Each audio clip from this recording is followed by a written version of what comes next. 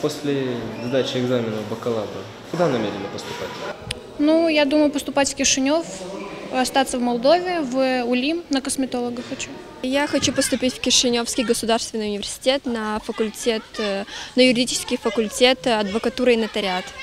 Я думаю, что я выбрала эту профессию, так как думаю, что она мне подойдет, и мне нравится работать с людьми, работать с документами. Я не хочу оставаться в дальнейшем в Камрате, я думаю, все-таки учиться и жить в Кишиневе. На данный момент я так думаю, может я передумаю, возможно, может переведусь, и может даже изменится мое мнение через месяц, я не знаю, но пока что у меня такое сложилось мнение. Поступать я намеревался изначально в Россию, сейчас мой путь лежит в Кишинев.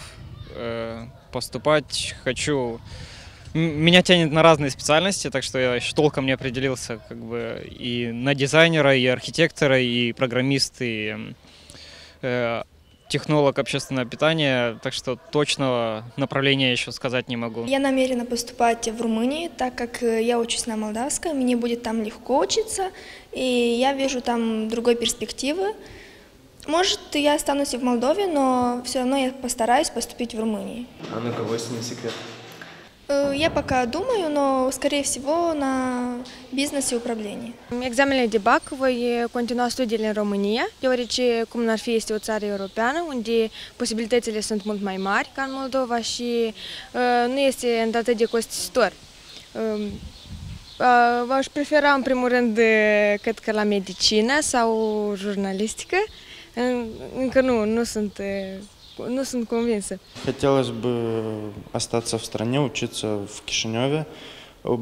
Была такая мысль остаться учиться в Камрате, но учитывая то, что я 12 лет учился на румынском языке, мне будет относительно трудно в Камратском государственном университете, поэтому думаю лучше в Кишиневе. Почему у нас в стране? Потому что, я думаю, молодежи надо оставаться здесь. У нас перспективная страна, и надо ее развивать и пользоваться всем, что есть.